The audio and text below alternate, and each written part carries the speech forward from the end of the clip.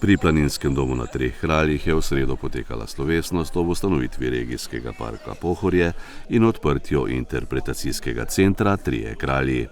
Z upravljanjem parka bodo ohranjali edinstvene naravovarstvene vrednosti ovršnega dela Pohorja ter zagotavljali naravi prijazen razvoj območja in njegovega zaledja. Sekretar Ministrstva za naravne vire in prostor Miran Gajšek je na slovesnosti o pomenu regijskega parka povedal. Regijski park Pohorje je izredno pomembno dejstvo, ki se je zgodilo. Ključno je, da je prišla pobuda s strani občin, to posebej poudarjam. Potem je ministrstvo z svojimi strokovnimi službami upravilo svoje delo, vlada Republike Slovenije je sprejela.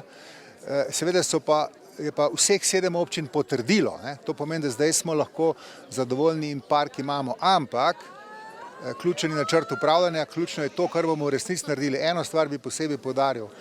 Doktrina Ministrstva za naravne vire in prostor je dinamično ravnovesje ali pa prava mera varovanja in razvoja. Seveda tam, ker je park, je treba več varovati. Določene stvari je pa treba razvijati. Ljudje morajo tukaj živeti.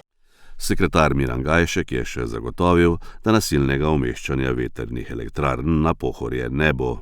Kar se tiče vetrnic, sem že povedal, postopek je jasen, mi bomo upoštevali, če smem uporabiti besede, ki sem jih uporabil v vodnem nagovoru. Župan je govoril o nasilnem umeščanju v prostor, tega nasilnega ne sme biti.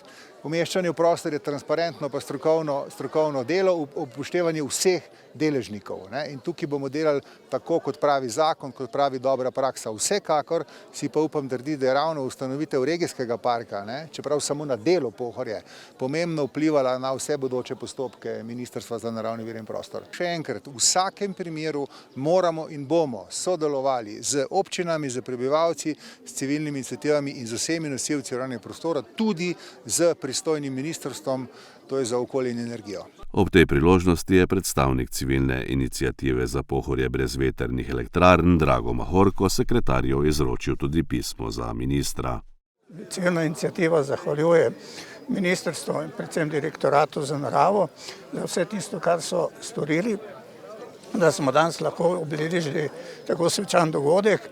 Obenem pa v pismu seveda imamo še neke naše želje, izražamo pobudo vašemu ministrstvu, da bi ta park razširili, glede na seveda to, kar predvidevajo stroka in pa tudi lokalne institucije in pa vsi prebivalci.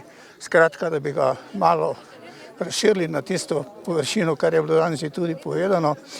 Pa zelo bi radi imeli tudi ta odgovor, ki ste ga sicer omenili, niste pa povedal o teh državnih prostorskih načrtih, ki še eden bi naj bil na našem področju, da bi to prišlo do odgovora, pa se to enkrat zaključi, ne zaključi, da ne živimo to v nekem napetosti, pa se pričakujemo, kaj se bo tu zgodilo. To bi bili čiste zahteve in so vse tudi napisane in lepo prosimo tudi za odgovor, ki ga pričakujemo v roku, ki je tudi znotraj zapisan.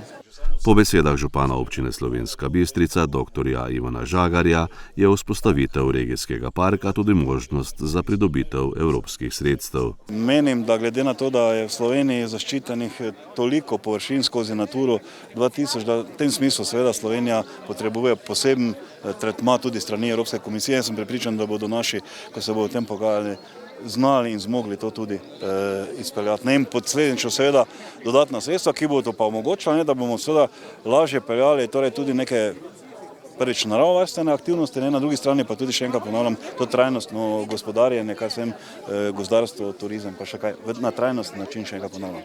Več o interpretacijskem centru Trije kralji pa je povedala Mojca Bedjanič iz mariborske območne enote Zavoda za varstvo narave. Zdaj sama zgodba oziroma ideja o vzpostavitvi infointerpretacijskega centra na Treh kraljih je že kar precej stara. Zdaj materializirati se je začela že tam 2016 z projektom Enjoy Heritage. Takrat je nastala zunanja učilnica, ki služi kot učilnica v naravi, in pa opremljena sta bila 2 notranja prostora za najmlajše obiskovalce kot geo in gozdne igrarije.